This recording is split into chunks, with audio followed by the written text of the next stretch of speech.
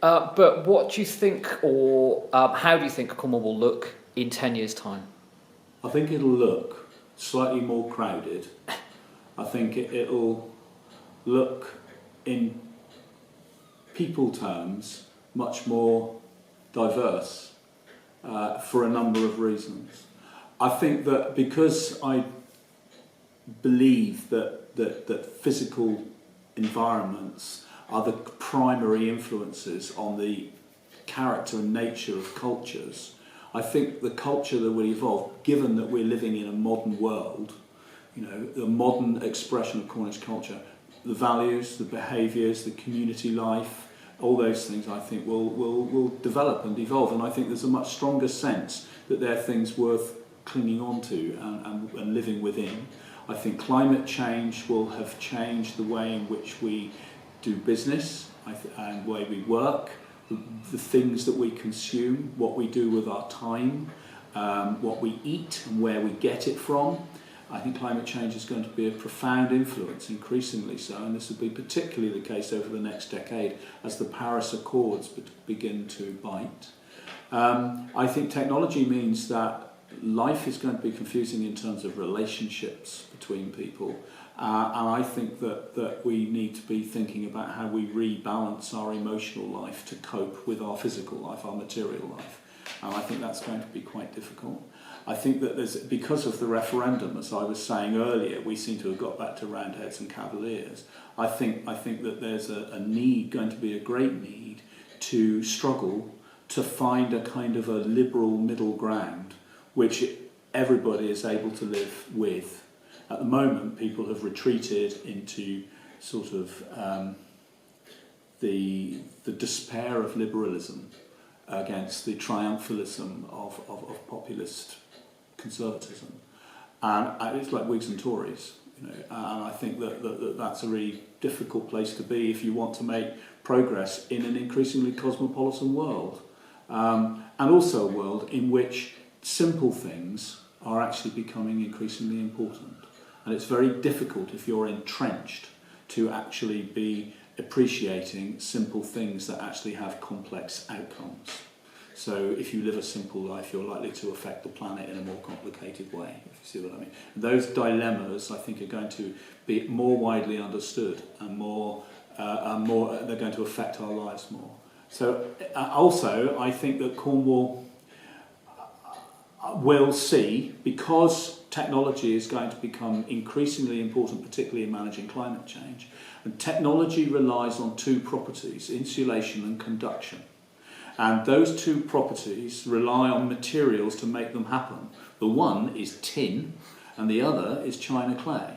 And Cornwall is sitting on the biggest reserves of both those commodities in Europe, whether we're in the European Union or out of it. And in my view, we have lived through a short blip in the history of things, of no mining, and I think we will see significant extraction occurring quite quickly. And my view is that Cornwall needs to be prepared. We need to be adding value to what comes out, which we've never done in the past. We need to be managing the way things are taken out so that we look after our environment and we look after our landscapes, our cultural heritage and so on.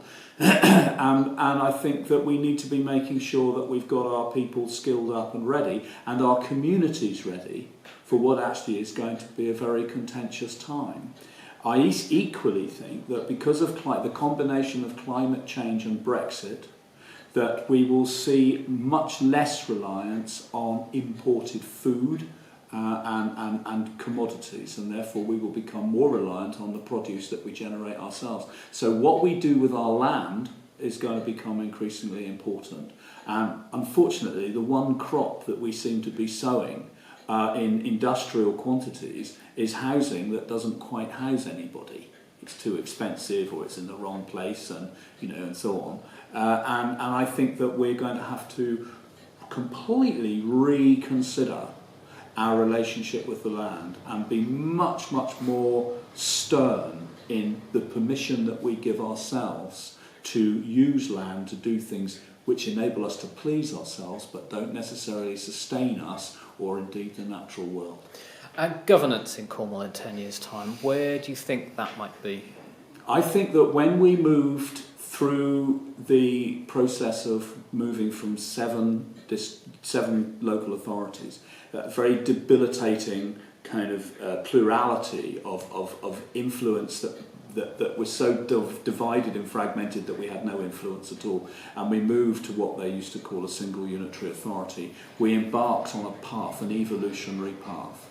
And I think that the pressures of globalism, climate change, technology, popular sentiment, and the need for communities to be much more taking much more responsibility for their own activities and their own needs, I think that we will see a degree of autonomy domestically in Cornwall, built through Cornwall Council, which will bring together the major public service institutions, the health service, the police, and so on, and bring them together into a single body. At the heart of it, I believe that it is vitally important that there is democratic accountability for public services, and that open book accounting is practiced so that the taxpayer can see easily, and when they want to, what their money is used for and how much is applied to what. And at the moment, if you go to a local authority, you can do that. If you go to the health service, there are no books. If you go to the police, well, I've never seen any books for the police. I don't even know if they keep them.